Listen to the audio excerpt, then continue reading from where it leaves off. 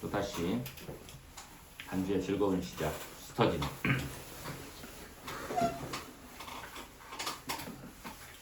요렇게 되어 있는 형태인데 떨어뜨려서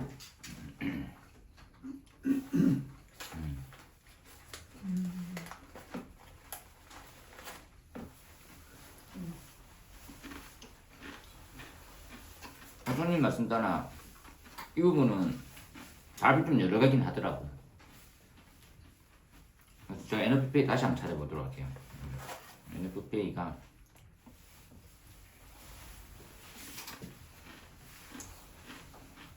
NFPA 수합형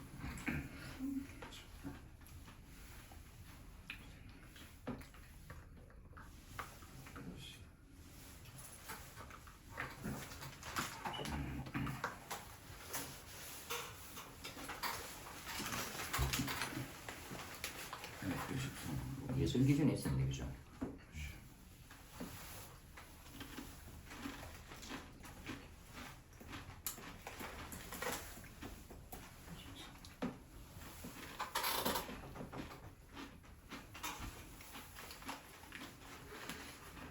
멈추고 좀 잘라면 찾아봐야 되겠네. 제가 찾겠습니다. 네. 여기 NF 13이 여기 있네 보니까.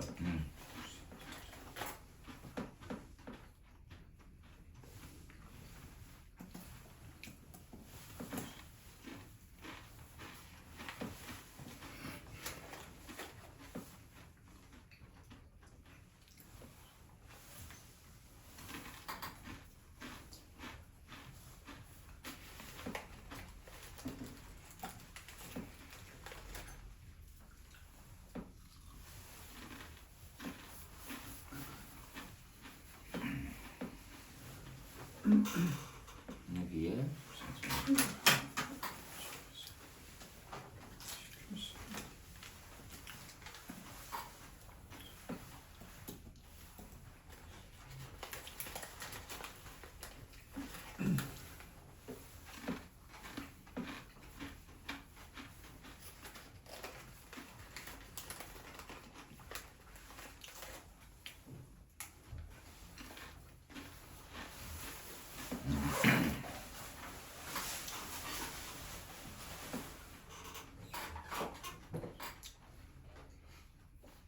이것도 한번 다 과목이지만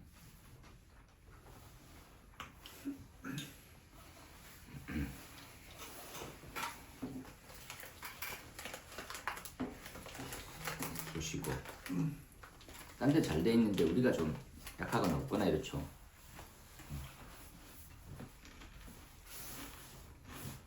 이제 수업시험 너무 빈하게 해가지고 1.4만 맞추면 거의 다 되는 척.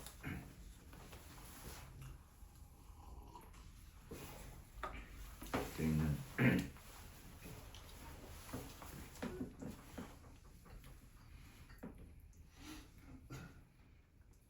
건설 현장 실무 길라잡이 압력 시험 믹 PSI 2시간 정수합 시험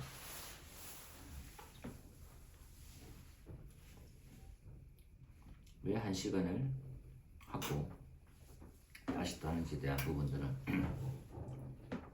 명료하진 않네요.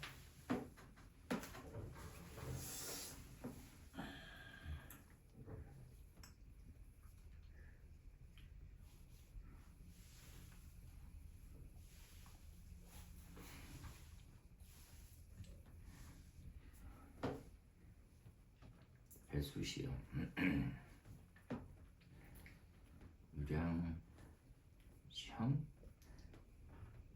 샘플 장애물 주배수 사 이렇게 바로 수업은 있네. 양력이 떨어뜨렸을 때도 누수가 될 수 있으니까. 근데 이 기준이 처음 보니 그래서 남들이 그럴 수도 있어서 일부러 떨어뜨리는 건지.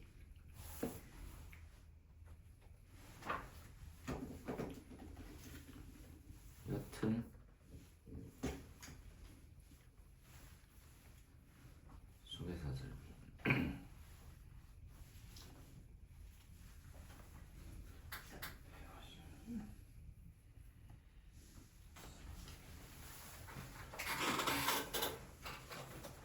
없네요. 다른 거 진행하시고.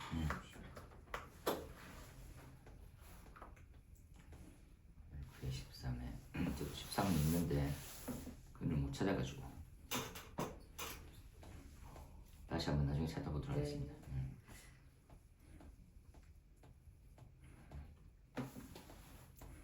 오늘은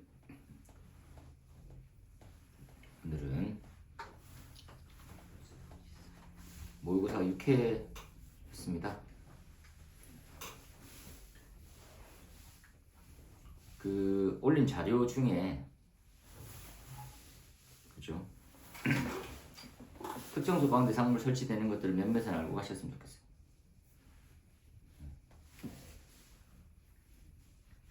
한눈에 보기에 정리 잘 돼 있는 것도 있으니까 딱 잘 됐더라고. 이렇게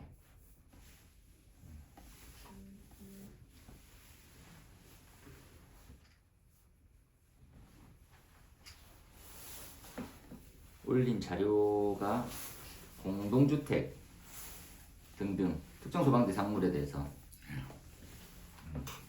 몇몇은 보고 가야 되는 거잖아요.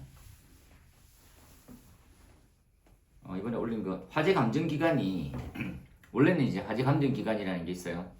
이 화재 조사법 상으로는 화재 감정 기간이라는 게 있는데 기존에는 화재 감정 기간이 주인력, 시설 장비만 있으면 주인력, 보조인력 설치할 수 있게 됐어요. 왜 화재 감정 기간이 좀 중요도가 높아지냐면 감식에 대한 감정에 대한 방향성이 이제 좀 더 바뀌고 있어요. 과거에는 소방의 전유물이었다면 지금 국가수의 전유물처럼 됐거든. 그렇다 보니까 뭔가 보완을 좀 해야 돼요. 그러면 사람만 잘 기억하시면 되거든요. 주인력과 보조인력이 있는데 주인력은 두 명이 필요해요.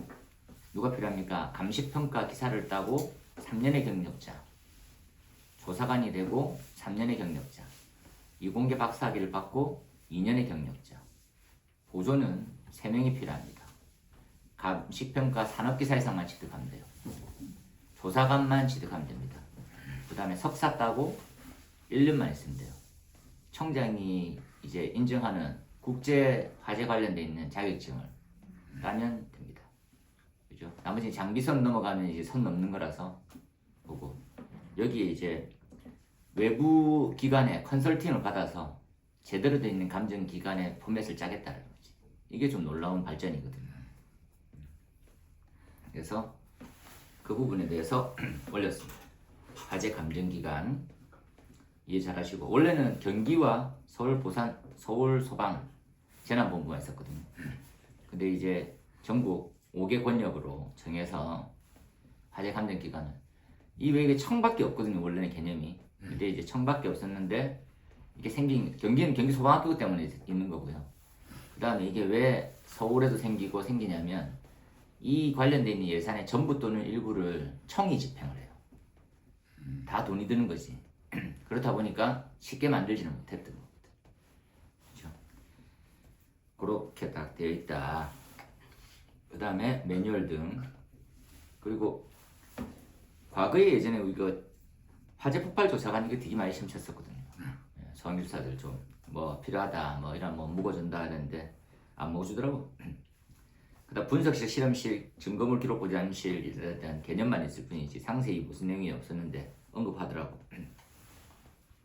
장비까지 보면 좀 오버고요. 한번 보시면 좋겠다. 그래서 화재 감정 기관의 지정 기준 정도 살짝 한번 보고 가는 거죠. 그 다음에 설치법.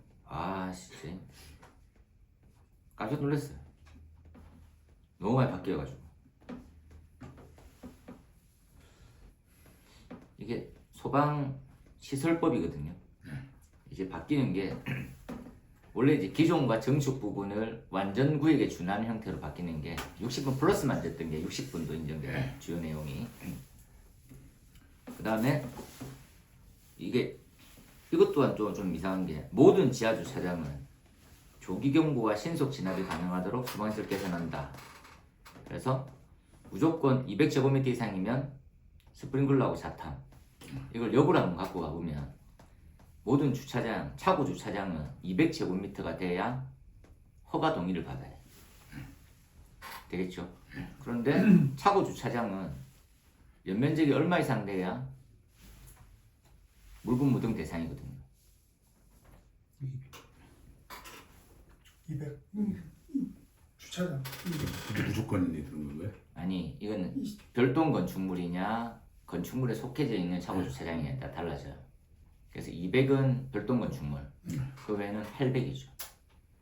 800제곱미터 넘어서야 지금 물분무등 대상이 되거든요.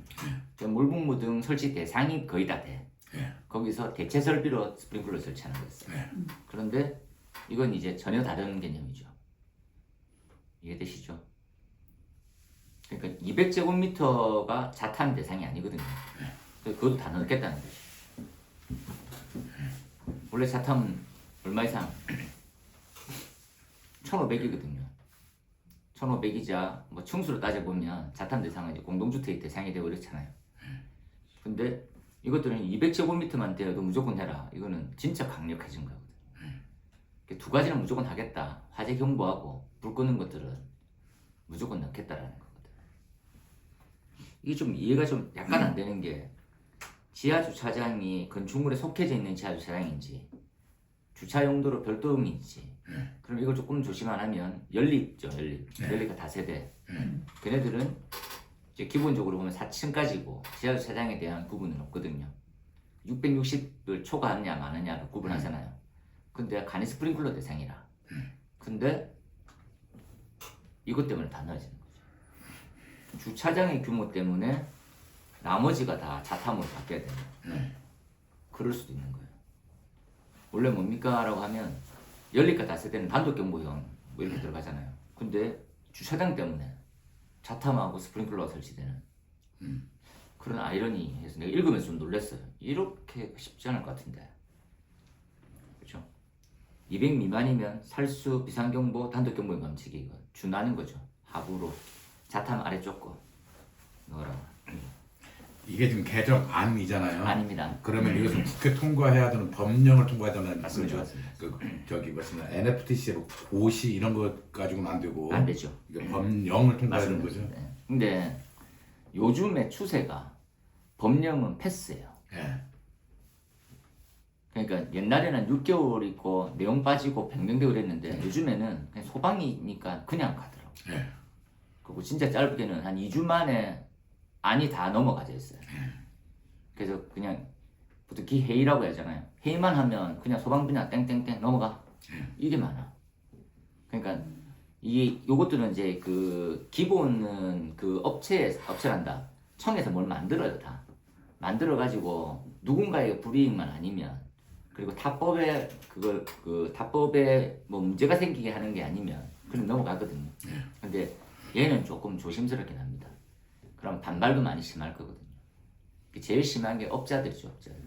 예, 지금 뭐 건축사들 뭐 이런 사람들이 야 이거 돈 많이 드는데 그럼 안 지으려고 하는데 어떻게 할 거냐. 그걸로 부딪힐 수는 있어도 애매하더라고. 그 다음에 리튬 이온의 1차 전지. 띵. 이런 소소한 용도의 뭔가를 정하는 건 쉽지 않거든요. 공장 창고 중에 시각공비 넣어라. 이게 지금 시설법이니까 이렇지만 화재 예방법을 하면 안전관리자 들어갈 수도 있습니다. 특별 규모로 해가지고 이게 전부 다. 그리고 이제 가스 시설에 가스 누수 경보기가 없었다는 게 너무 신기해서 화재 안전 역량 평가가 이제 그 24년도에 타이어 공장을 가봤더니 그죠? 가스 시설이 있는데 가스는 여러 용도로 많이 쓰거든요. 그 수소가스나 이산화탄소를 많이 쓰고 있어요. 그러니까 뭐 이런 용도 저런 용도로. 근데 그 있는데도 불구하고 주변에 가스 시설을 설치할 임무 대상이 아니다 보니까 안 넣었거든. 그래서 이렇게 넣어라는 거지. 도로 터널이 연송 들어오는 것도 놀라운 일입니다. 연결 송수화 설비. 그래서 연결 송수화 설비를 습식으로 갈지는 잘 몰라요 아직까지. 그죠? 근데 연송은 무조건 습식으로 가져 있어야 되거든요. 느낌 아시겠죠? 다 비어있는 배관이 길면 소방차가 한 두세 대 넣어도 물이 이제 그 배관에만 가득 찰 뿐이지 효과가 별로 없는 경우가 많아요. 근데 현행법상은 아시다시피 31m, 그죠? 31m가 31m 맞죠? 네. 그렇죠. 70m는 가압성수 장치가 되죠. 그런 거거든요. 그러니까 이거는 당연히 대상이 되지 않을까. 근데 영송만 대상이 돼도 좀 큰 거거든요. 옥내수 화재 진짜 별거 아니에요, 그죠? 그리고 저는 좀 걱정이 이게 그 연결 성수관도 이제 한 번 다음에 어떻게든지 나올 법이 있으면 마찰 손실을 계산해서 가압 성수 장치가 있어야지 높이만 제한해가지고 되는 건 아니거든요. 이렇게 긴 거는 3비 1무에서 이제 3비 1무 1송이 되었네요. 그렇네요. 3비 무송 이렇게 됐습니다. 그렇죠. 3비. UPS가 있으니까 3비 1무 1유 네, 1송. 근데 UPS는 시설법 기준에 있는 내용은 아니고, 아, 그렇죠. 그러니까 우리가 말하는 화재안전 기술 기준에만 있는 내용입니다. 송옥잡이 이제 바꿔야 되네. 손으로. 그리고 빨리 이게 생각보다 엄청 빨리 도입되고 있는 과정이어가지고 좀 그렇습니다. 물분무 등도 그죠? 스프링클러 설비를 대체할 수 있을까를 고민하는 거죠. 그래서 할 수 있으면 넣어라 이렇게. 그다음 제가 늘 걱정하는 게 자체 점검의 아파트 세대 점검 사항 이거 말씀드렸었고 그죠? 그때 이제부터 과태료 때리겠습니다. 유예기간 끝났어요 이렇게 얘기하는데 두 가지죠. 현행은 자체 점검을 위반하면 300인데 세대 점검 방법 위반하면 세부적으로 어떻게? 이건 과태료입니다 둘 다. 명확한 법령 해석 적용을 위한 정비다. 허가 동의 대상이 확대되더라. 요것들은 좀 놀라운 사실 중에 하나인데 주차장은 면적 구분이 있었잖아요. 아까 말씀드린 대로 200인데 그거 이제 없어지고 무조건 동의 대상으로. 그렇죠? 그리고 뭐가 있습니까? 허가 동의 대상에 제외되는 게 있어요. 그게 이제 단독 소피누자 가스 이렇게 외우거든요. 네. 단독 소피누자 가스의 피난구조 설비에 비상 조명 등은 제외됐는데 그 제외시켜주지 않게. 들어간다고 이제. 이제 아니고. 그거 제외 아니고. 근데 이건 큰 의미가 없어요. 비상 조명 등이라고 하는 자체는 착공 신고에 관련돼 있는 영향이 있거든요. 그래서 이거는 제외라는 부분들을 또 제외했네요, 그죠? 그러니까 무슨 비상 조명 등 그러니까 제외가 제외니까 비상 조명 등은 뭐 상관 안 하고 피난 구조 설비 설치되어 있으면 착공 신고 대상 아닌 거지. 한마디로 얘기하면. 이해됐죠? 그다음에 소방공무원의 실무 경력 인정에 관련돼 있는 부분들, 그 실무 경력 적용 기준에 분리하는 거 이거는 차후에 아마 그들만의 좀 더 리그 맞춰가지고 움직일 거고. 형식 승인의 소방용품 구분의 명확화, 그죠? 이것 또한 그 같은 표 1의 나아목이 뭡니까라고 하면 나아목이 상업용 주방 자동차 장치일 거거든요. 아마도 내 기억에 아닐 수도 있고. 이건 잘 못 봤네. 아니 상업용 주방 소장치가 이제 형식 승인 대상에 올라온다는 말씀이신가요? 아니요. 이게 지금 이거 한번 잠깐만 들어가 볼까요?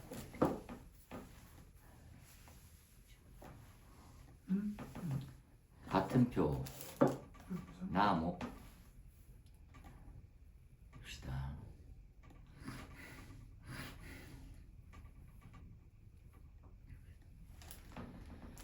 시설법에 몇 탄인가요? 시설법에 별표 3? 별표 3.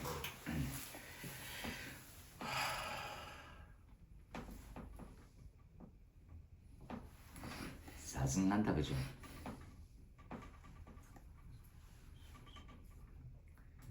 시설법에 별표 3 별표 3에 1에 나죠. 1에 나에 뭐라고 적혀있습니까? 잠깐만 올려보시죠. 나목이 나목에 뭐? 2. 나목의 2 자체가 그게 자동차 장치거든요. 상업용 주방 자동차 장치. 그 주방 자동차 장치를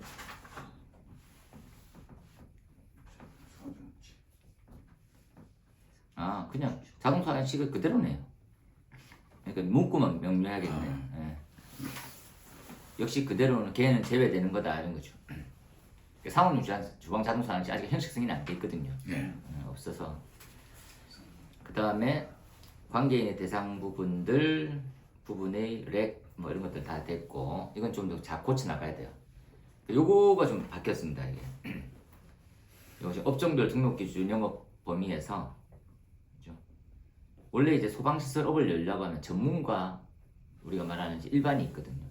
그 전문을 과거에는 뭐였냐면 관리사 5년 그리고 관리사 3년이 주인력이었고 보조 같은 경우에는 이제 특급을 제외한 고급, 중급, 초급이 각 2명씩만 있으면 됐었거든요. 그런데 이번에는 뭘로 바뀌냐면 그냥 다 특급 점검자에 주된 개념이에요. 특급 점검자 속에 관리사 몇 년이 있고 경력자 몇 년이 있고 이런 개념이거든요. 그래서 후에는 어떻게 바뀌었습니까 하면 관리사 경력 5명도 5년 똑같죠. 3년도 똑같고 그리고 이제부터 종 명칭은 특급 점검자라는 거예요. 이해되시죠? 예, 특급 점검자가 되려고 하면 기사 따고 몇 년? 10년. 일단 뭐 질문 다운 7년? 11년. 아니 10년에 다운 7년에 업 했으니까 8년. 8년입니다. 8년 3종 세트를 기억해야 돼요. 기사 8년 그러면 뭐 특급 기술자 기사 8년 특급 특급 감리원 그 다음에 기사 8년 하면 똑같이 특급 점검자가 돼요. 기사를 따고 8년이 지나면 특급 중에 하나를 할 수 있는 거지. 이해되시죠? 그리고 관리사를 취득하면 바로 특급이 됩니다. 그건 당연한 말이고 그래서 그 내용은 이제 특급 점검자라는 명칭화된 거죠. 명징하게 요렇게 바뀌는 건데 뭐 상반기에 아마 바뀔 예정일 것 같아요. 그렇게 해서 한번 싹 보시고 국회 통과하면 자동으로 진행되는가요? 또 다시 누가 대통령이 명을 내려야 되는 건가요? 거기에 보면 이제 어떤 특정 조건은 이제 뭐 맨 아래쪽에 이제 부칙 하부에 내용이 나오잖아요. 언제부터인가? 며칠부터 며칠까지 하고 유예를 줘야 되는 것들, 예. 산업에 무리가 가는 것들은 유예를 줍니다. 대표적인 예가 자동차용 소화기가 그죠? 저번에 나왔. 2025년 1월부터 유효. 그러니까 예. 저번에 안 나왔죠. 지난번 안 나왔고 이번에 나오죠. 이번에 무조건 나오죠. 아니 전화 왔더라고. 자동차한테도 전화 왔더라고. 소화기 이제 달아야 돼요. 그래서 내가 이제 나올 거야. 외워. 풀이면 25점, 부분이면 10점짜리 범주 정도로. 그러니까 10점짜리 하면 승합. 예. 그 정도 범위가 거의 15점쯤 되거든요. 양은. 그래서 근데 그거를 안 내면 지금 문제가 많아요. 지금 차량 사고가 끊임없이 나고 차량이 길 가다가도 연소돼 있거든요. 예. 소화기는 지금 법이 됐고 과태료 처분을 소방이 할 수가 없어 지금. 소방법이지만. 그래서 지금 행안부 쪽으로 국토교통부 쪽으로 해서 지금 약간 협조받고 있거든요. 그래서 전에 이제 계획안은 고속도로에서 한번 잡자. 근데 그게 이제 지금 선거판이 너무 심하다 보니까 이게 위야무야된 거지. 이거 조금 안정화되면 한 번은 해야 돼요. 제일 잡는 것들이 일반 도로에서는 못 잡거든요. 그거 확인이 안 되고. 그래서 보여달라 이렇게 할 수 있습니다. 왜 안 나오는지 모르겠네. 나와야 되는데. 법에서 만만한 게 계획입니다. 그 다음에 그렇게 보시면 되겠죠? 그 다음에 오늘의 모의고사는 방폭 열전 펌슨 그죠? 그 다음에 사고 대비 물질이 뭐냐 이렇게. 그 다음에 정전기 대전 크기 결정인자 이 답 찾았어요? 대단하시네. 부식 종류 중에 THA 하이 템퍼레처 하이드로젠 어택. 야 멋지네요. 어택이네 어택.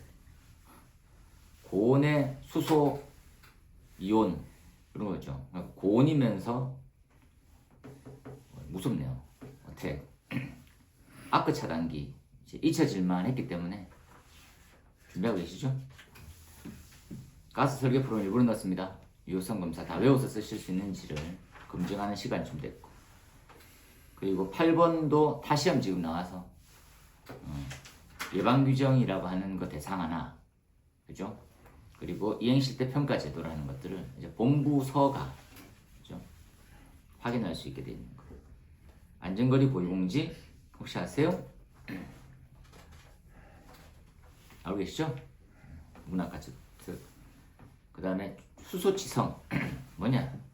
제가 이제 참고로 넣은 게, 상온 상합하의 금속 재료에 대한 부식 문제가 없으나 고온고압에서는 탄소 강의 진투에 강제 속의 탄소 결합에서 탈탄 작용을 일으켜서 강의 재질이 취하게 만들고, 이러한 현상을 수소치성이라고 합니다. 잘 모릅니다. 근데 고온고압일 때 이거 문제가 많네요, 이 동네는. 그래서 우리보다는 가스계 쪽에서 이런 건 부식으로 보긴 하네요. 이제 답을 한번 보면, 동욱님은 열전효과, 그 다음에 동욱님이 올리신 거 이거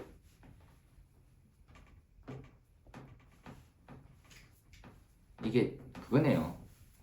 이게 천장에 흘러가고 있는 기류에 대한 온도 공식, 아까 지금 영어 논문 하나 올리신 거 있잖아요. 그런 거예요? 아니, 엘퍼트식이 좀 시중 교재들이 버전이 두 개가 있어서 저기 에듀파이어 식이 있고, 그것을 다시 또 이렇게 해가지고 다른 식이 있고 그래서. 저는 얘를 참 좋아하는 편이긴 해요. 전에 우리 한번 계산도 해봤겠지만, 보통 이제 우리가 말하고 있는 실링제트 플로우 자체가 흐름 속도가 얼마만큼인지가 검증이 안 됐잖아요. 근데 우리가 지금 검증용으로 해보게 되면 그냥 루트지만 U 속도 자체가 꽤 큰 편을 넣잖아요. 시험 기준 얼마 넣습니까?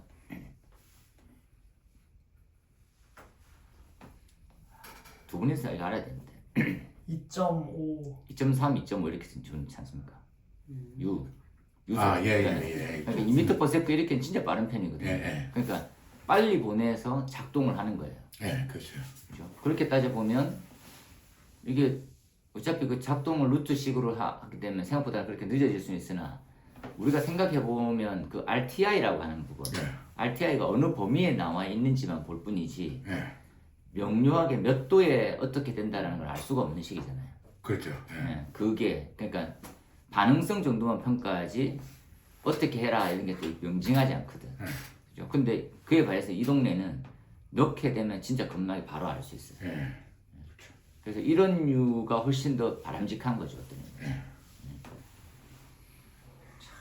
시도 잘 만들어 보죠. 우리나라에 있는 공학조들 못 만든 건 아니지만 식을 이렇게 또 거진 같은 수치이네요. 차이가 약간씩 있네.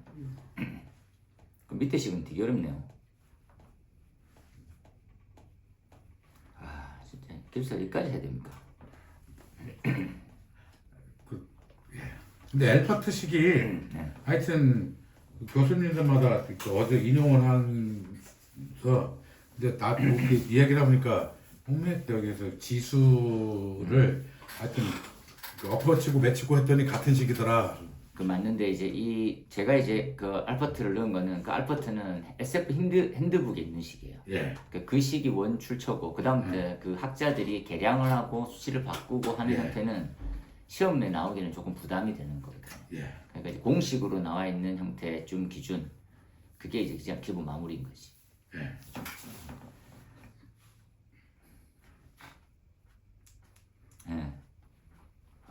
옛날에는 진짜 이런 거 스트레스 받고 짜증만 났는데, 지금 뭐 알고 있는 식들 조금씩 보이면 그냥 비슷한 내용이겠지라고 그냥 넘어갑니다. 그죠? 제가 이제 이런 다른 친구들한테 말했던 것 중에, 우리가 이제 현열과 잡열을 배우잖아요. 근데 이제 그냥 열량이라는 것들은 Q는 MC 델타 T잖아요. 항상. 그래서 우리가 이제 불이 나는 건 항상 온도의 관점에 꽂혀 있는 거고, 공급의 에너지는 그냥 Q잖아요. 그래서 이제 관계식을 이렇게 이해하면 MC 델타 T 항상 생각하는 거죠. 그러니까 온도차가 얼만큼 돼야 되느냐가 불 나느냐 안 나느냐를 이제 이해할 수 있는 거지. 그러면 같은 에너지를 주더라도 온도 상승이 없게 되면 그럼 불을 안 나잖아요. 그러면 불을 안 나게 하려고 하면 그 가연물 전체를 꿰뚫고 있거든요. 어떻게 하면 불이 안 나겠느냐, 반대로 얘기하면 어떻게 하면 식히느냐, 이렇게 갈 수 있는 거거든요. 그러면 이제 질량이 클수록 불은 안 나잖아요. 비열이 큰 물질일수록 불은 안 나고, 그죠? 그 반대로 이렇게 얘기하면 제가 농담삼아 얘기한 대로 한증막 가면 사람 안 죽는 이유하고 동일한 거죠. 한증막은 120도 정도의 눈금을 가지고 있는데 사람이 들어가서 그냥 하고 나오잖아요. 근데 안 죽는 이유는, 그죠? 온도는 그래 큰 차이가 있는데 뭐가 작아서? 비열? 비열은 그대로입니다. 물입니다. 질량. 질량이죠. 순수 질량. 이게 질량을 물 한 컵 정도로 안 되는 양들이 뿌려져 있는 거거든요. 그렇다 보니까 가지고 있는 열량 자체가 작아요. 반대로 생각하면 온도는 낮지만 질량이 많으면 들어가면 익어요. 심지어 그걸 언제까지 볼 수 있냐면 이게 저온의 발화점까지도 생각할 수 있는 거지. 그래서 MC 델타 T의 그 M이 차지하고 있는 것들을 잘 이해해서 봐야 돼요. 질량 어떤 질량을 말씀하시는 거예요? 물질의 질량. 그러니까 그냥 사우나를 예를 드셨어요. 사우나를 사우나 들면 어떤 질량? 습기물. 우리가 말하는 건식 사우나가 있고 습식 사우나가 있는데 습식 사우나 가더라도 마찬가지인 거죠. 이거 보통 하면 10불이잖아요. 반 컵. 그럼 쫙 퍼지잖아요. 온도는 온도 계를 재면 진짜로 그 정도 올라가 있어. 근데 그 가지고 있는 열량이 생각보다 크지 않은 거지. 이유는 질량이 작기 때문에 그런 거지. 건식 사우나에서는 훨씬 더 온도가 높은데도 불구하고 습식 사우나가 낮은데도 더 뜨거운 더 뜨겁게 느껴지잖아요. 근데 그게 탕으로 생각해보면 더 하지. 40도만 돼도 사람이 죽잖아요. 오래 있으면. 그 형태는 다들 질량으로 관계. 그러니까 가지고 있는 열량 대비했었을 때 불을 켤 거냐를 한번 생각해 봐야 되는 거고, 가지고 있는 에너지 대비했었을 때 질량이 얼만큼이냐에 따라서도 결정 나는 거지. MC 델타 T. 완전 꿰뚫고 있잖아요. 그죠? 그걸로 다 해먹을 거다 생각해 놓으세요. 여기도 써먹고 저기도 써먹고. 그럼 반대로 하면 소화약제도 만들 수 있는 거죠. 어떠한 열량일 때 비열을 어떤 물질을 하면 온도를 어디까지 낮출 수가 있어요. 그래서 불을 끌 수 있는 거지. 그래서 그 비열을 단위도 고민해보고, 비열이 큰 물질일수록 소화약제로 쓸 수 있고, 작으면 가연물이 될 수밖에 없는. 그죠? 그래서 그 식으로 해서 어떻게든지 해먹을 수 있게 생각해보면 되게 많은 걸 얻을 수 있어요. MC 델타 T. Q는 MC 델타 T다, 그죠? 그 MC가 열 용량입니다. 열 용량과 온도의 관점으로 결정됩니다. 공급과 주는 에너지, 그죠? 그렇게 보시고,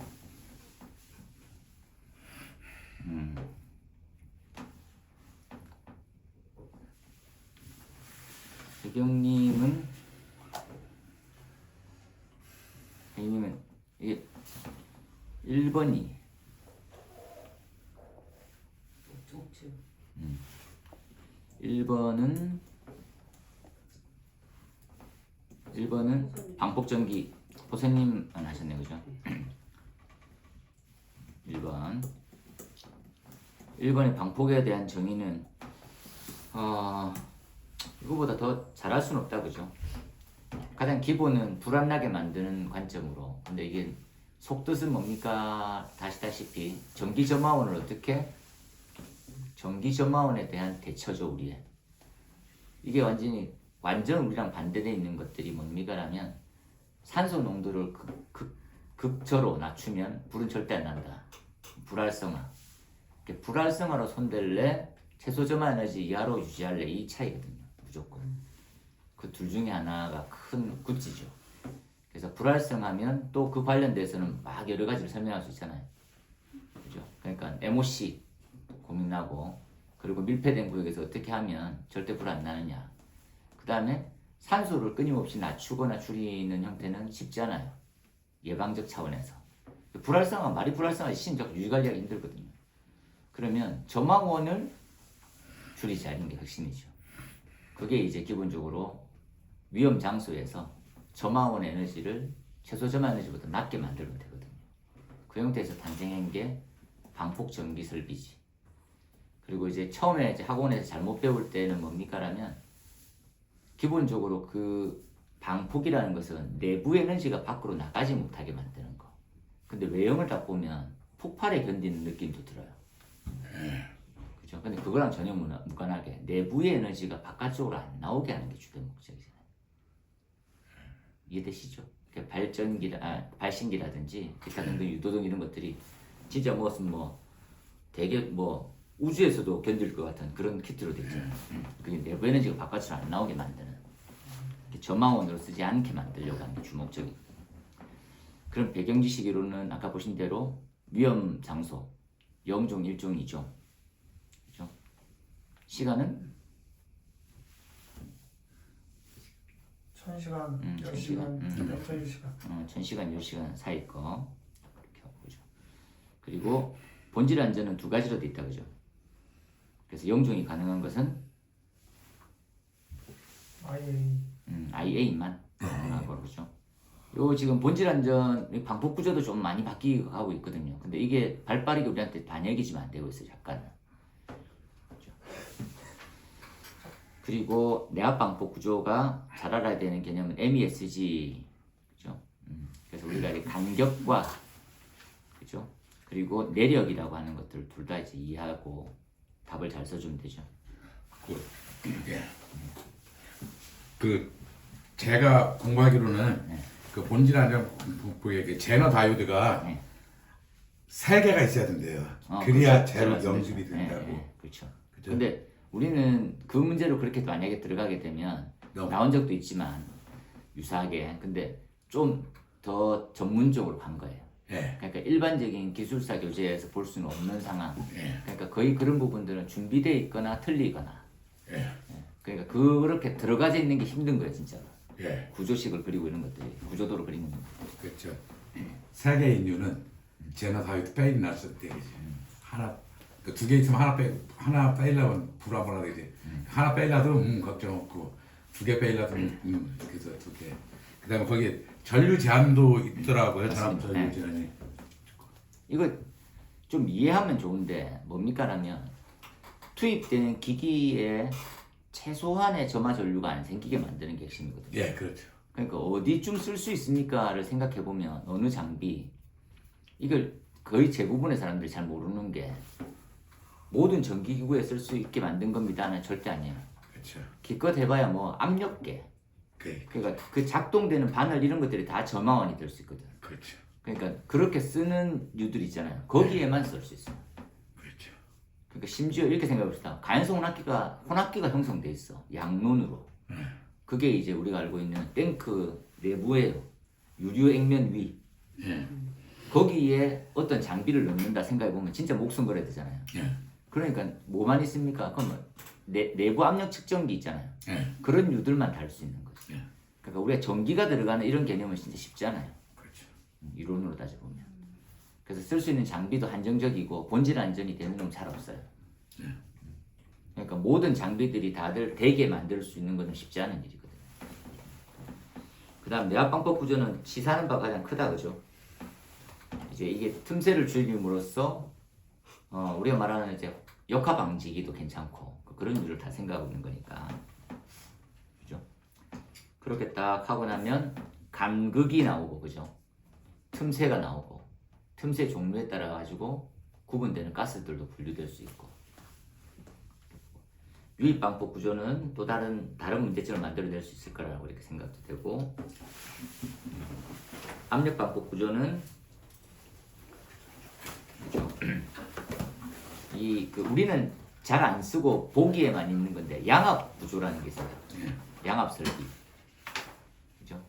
양압 설비가 얘랑 닮았어요. 위급 상황이 되면 그죠? 가연성 가스가 분출하게 되면 압력을 높여가지고 그 가스가 일로 못 들어오게 만들어요. 그 외에 안전증, 몰드, 특수 다 들어가는 놈들 있다 그죠? 이렇게. 와, 이 글씨는 다른 분이 쓰신 거 아니에요? 아니 저기 근데 사진 안 찍어서 제가 어. 속상했다고. 이건 그림도 한 차원이요. 이건 속사 혜경님의 비밀. 아니 어디 내가 사진 카드 아니 왜 지금이라도 하나 올릴게 찍어서 이거는 다른 분 같은 지금 느낌이 이거는- 좀 드는 건데요. 내가 분명히 이걸 아침에 썼는데 직접 보면 여기 어떻게 와서 서두르게 왜 이렇게 급하신가요? 마음이 좀 요즘 급해 지금. 와. 진짜 잘 썼죠. 아니 이건 뭐 와. 이거 얼마 뭐 큰 거예요? 속된 말이는 미모의 여성분 합격권에 계신 분이 쓰신 이건 10점 맞겠네요. 카메라 있어. 아니 비주얼 연극. 제가 방폭을 좀 건방진 얘기지만 공부 좀 했다는 사람이거든요 제가. 또 어흠 좀 하시는 구입빌려서 쓰고 안 쓰고 하는 거 당초에. 시험에 잘 안 나와서 이게 문제지만 나올 쯤 되면 미리미리 개인적으로 좀 굉장히 궁금하기도 하고. 와.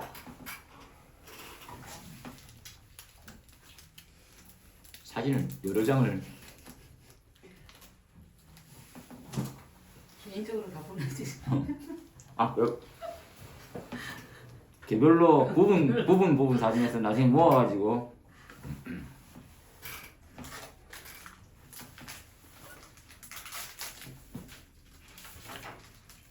보시면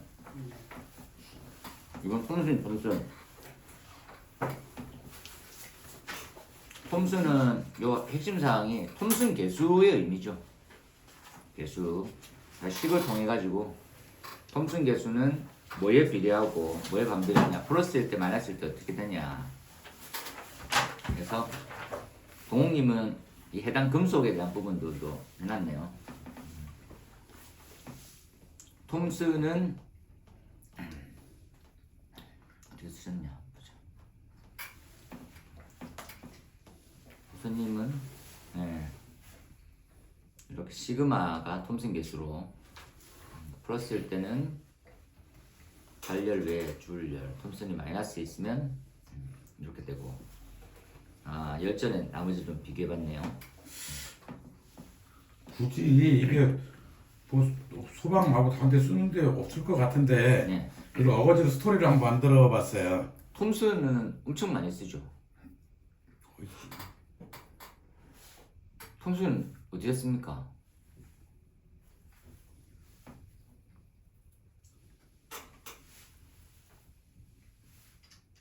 저는 전기화재의 원인이라고 써요. 정리하죠.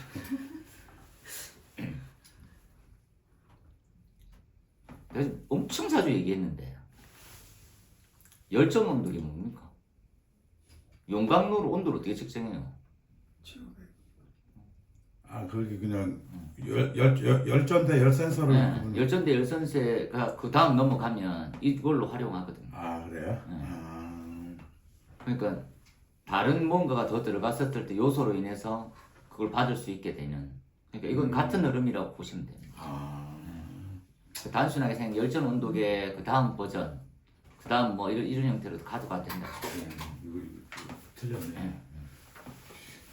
그래서 이건 원래 우리 건 아니고요. 네.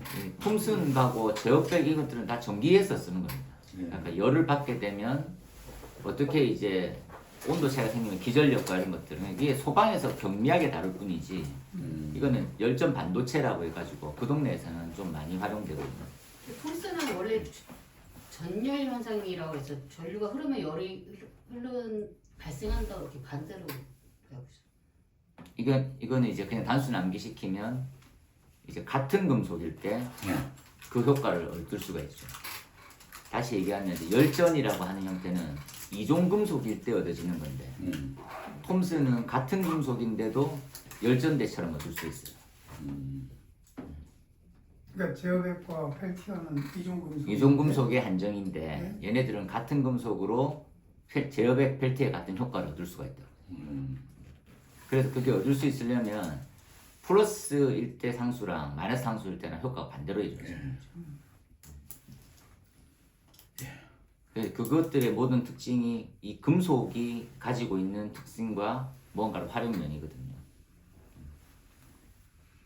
그래서 전기화재 분석으로도 뭐 이건 활용면이니까 뭐 그렇게 쓰겠다는데 뭐 나를 쓸래 전기화재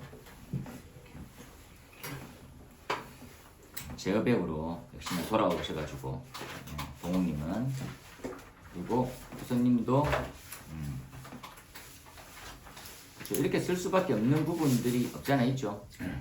톰슨에 대한 그래서 열이 흡발열이 되는 게 이제 기존 공식은 온도차가 생기면 뭐다라는데 얘네들은 전류와 온도차가 같이 곱해져 있는 상태. 거기에 개수에 따라 가지고 흡발열이 결정되는.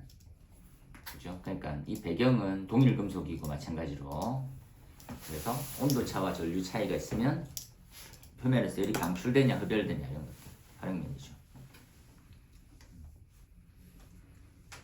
이렇게 쓰시면 되겠는데요.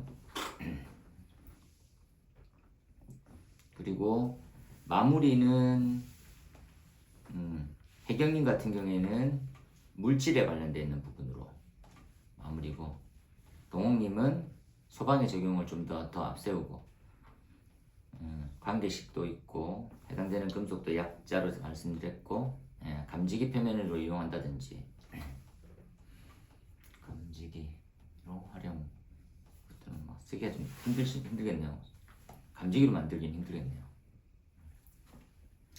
저 생각에는 그래서 이 톰슨 효과에서 발열이 된다니까 얘가 또 다른 점화원이 되지 않을까라는 점화원 의심을 해봤어요. 점화원도 될 수 있지만 뭐도 될 수 있을까요? 이렇게 하면 주변 환경에 따른 형태에서 발열이 되냐 안 되냐는 이건 극단적인 상황이지만 열선이나 이렇게 유형도 될 수 있지 않을까 하는 짠머리를 조금 불려봅니다. 그래서 열을 만든다라는 것들은 쉬운 일이 아니죠. 그 열을 가지고 우리가 파악한다는 것들도 쉬운 일이 아니죠. 예를 들어 구리선이 있는데 평상시에는 톰슨 효과가 없지만 이쪽에 화재가 나면 전기가 흐르니까 분명 이때는 발열 발생을 하겠네. 그러면 그것이 점화원이 될 수도 있겠네. 그렇게 판단할 수 있겠죠. 그렇게 뭔가를 써야겠고 그래서 맞아. 그 생각을 해봤어요. 그래서 그러면 점화원이 되면 대책은 뭐야? 이 구리선을 확실히 절연도 하고 단열도 하고 또 방폭 전기도 하고 뭐 이런 식으로 그냥 그 상상을 해봤어요. 그냥. 톰슨 효과 검색하시면 이 그림 기가 막히게 됐네요. 이 그림씩 컨트롤 V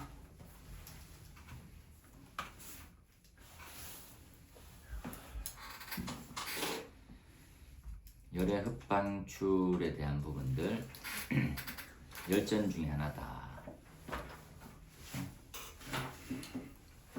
밑으로 하면 이게 다 반도체거든요.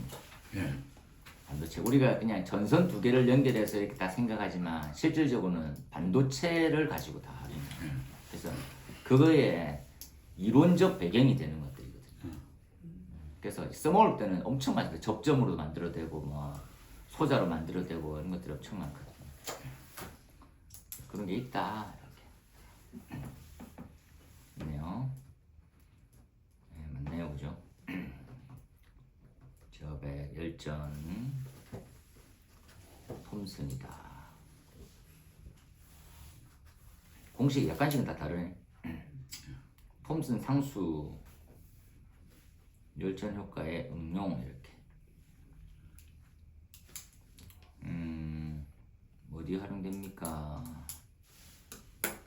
톰슨은 딱 해놓고 바로 얘기는 아니네요. 둘 다 비슷한 성질 갖고 있으나 발견만 하고 뭐지 않네요.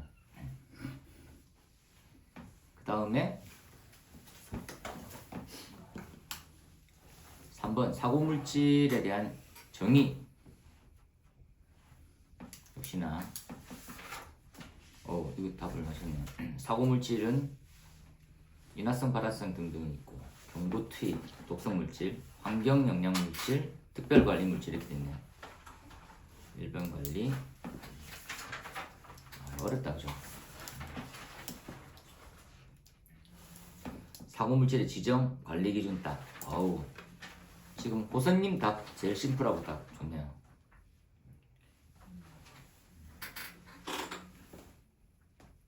관리 기준이다. 일반 기준하고 개별 기준 두 가지가 다 있네요. 대비 물질에 대한 정의, 급성, 독성, 폭발성이 강해서 사고 발생 가능성이 높거나 피해 끌 것을 보여주는 방해물질. 우리가 이제 유해 물질도 있고 사고 대비 물질 막 이런 게 있잖아요. 그래서 그런 이유들이 직접적으로 바로 나오지는 않을 수 있는데 한 번 나오면 다른 거 적을 거 없을 때는 거짓말 좀 지어내기 위해서 한 두세 번 읽고 가세요. 우리는 이 동네에서 정말 좀 약하게 돼 있어가지고. 혜경님이 풀로 다 적은 거네요. 그죠? 이게 원답처럼 그렇게 되어 있는 거네요. 보시고 그 다음에 넘어가서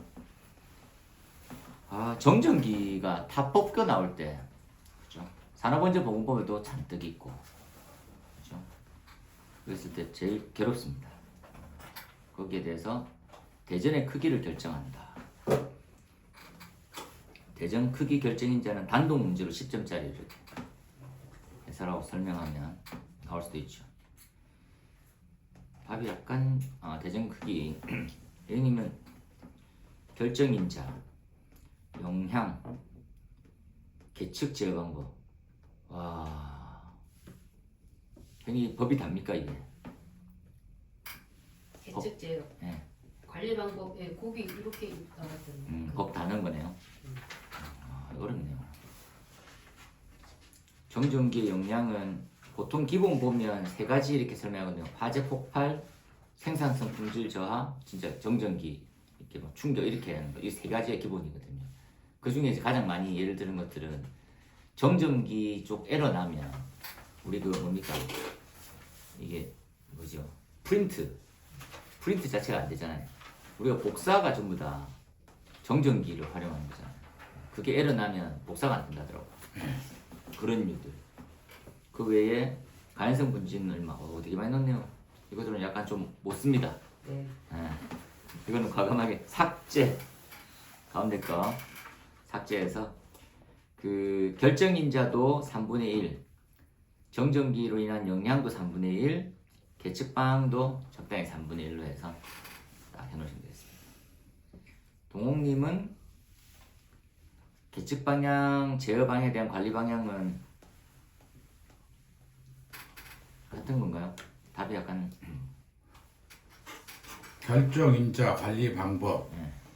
이게 소스는 코샤 가이드에 있었고 그것을 지금 토기로 보내드렸거든요. 어떻게? 쪽으로.